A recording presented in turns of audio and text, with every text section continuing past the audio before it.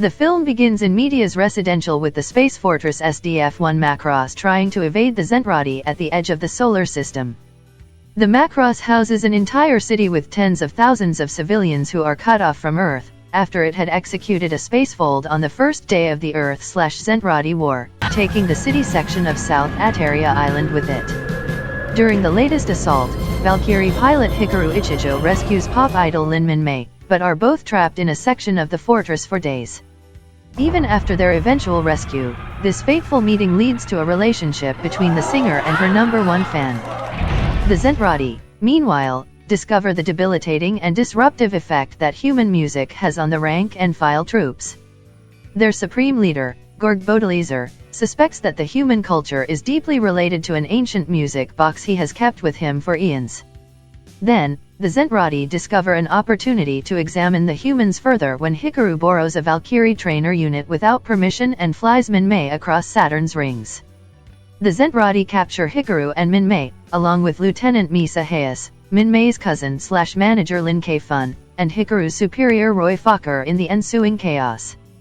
Aboard Britai Kritinik's ship, the humans are being interrogated about their culture when a squadron of Meltrandi, led by Milia 639, invades the ship, giving the humans a chance to escape.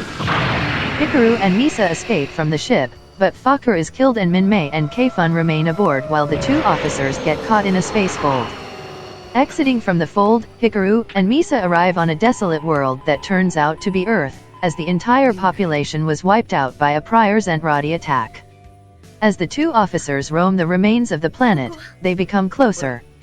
They also discover an ancient city of the proto-culture, where the mysterious origins of the alien giants is revealed. In the city, Misa discovers an artifact that contains lyrics to an ancient song.